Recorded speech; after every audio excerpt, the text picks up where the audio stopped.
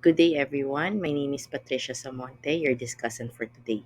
So, I will be discussing the information and communication technology in the Philippines, particularly the status of ICT education in the Philippines. So, the information that I will be sharing with you today is actually from the report and from the projects of the Department of Education, TESDA, and the Commission on Higher Education. The vision for ICT education is 21st century education for all Filipinos, anytime, anywhere.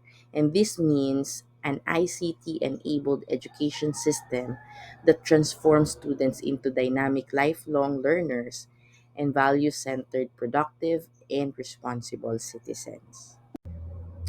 ICT plays a major role in creating a new and improved model of teaching and learning where education happens anytime, anywhere.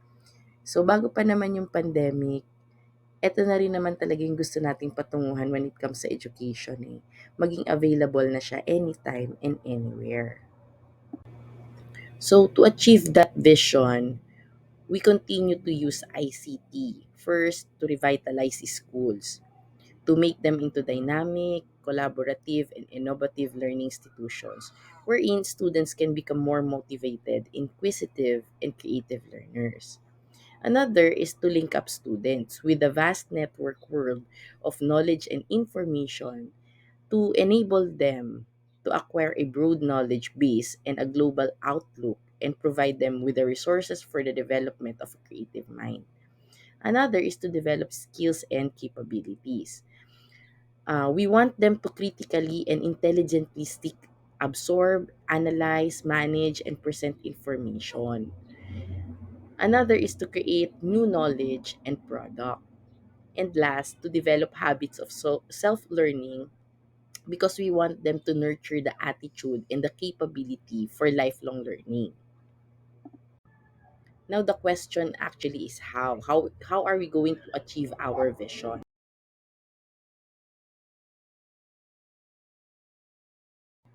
So for this strategy, we do have key trusts. First is enhancing curriculum. Next is empowering teachers, administrators, officials, and also the students. And lastly, is strengthening schools, governance, and management. So now let's look at the past and present ICT in education. So in 1996, DepEd actually embarked on a 10-year modernization program from 1996 to 2005.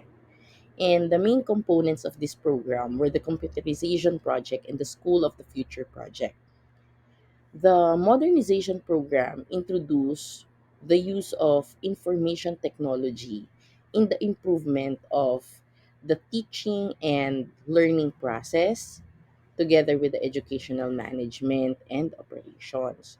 So this program was supported actually by by other government agencies and other private sectors. Previous to the adoption of this policy, DepEd actually introduced the use of radio broadcast in education in the 1960s and educational television in the 1970s. So through the support of Channel 4, the Tulong Aral program of the 1980s was the first major initiative that combined the use of radio and television in the public basic education. Kulit Bulilit was a children's variety show and Batibot was patterned after Sesame Street which aired on Philippine television in the 1970s. However, these were not based on the curriculum. Kaya kanina, napansin niyo sa games, okay, so yun yung mga sumunod na sa Batibot, yung Sineskwela, Matinik, Hiraya Manawari, na pinapalabas din sa television, di ba? And it's not just for entertainment, but it also aims to educate the the learners who are watching. Private-public partnership in educational television started in the 1990s with ABS-CBN Foundation's Sines Eskwela and Foundation to upgrade science education's continuing studies through television. But this time, Sines Eskwela is a curriculum-based children's TV program on elementary science. And I think these programs like this one, Sinescuela Matinik, they were also being shown in the school. So Fuel Constel is a teacher training program for high school teachers in English, science, and math during that time. Recently, the Philippine government has shown serious commitment to ICT in education by announcing a series of initiatives to apply ICT in teaching and learning. These were aligned to the Millennium Development Goals and the Education for All movement. So, this is just the first part of our report. The next part will be discussed by Sir Vince Lawrence. Thank you, everyone.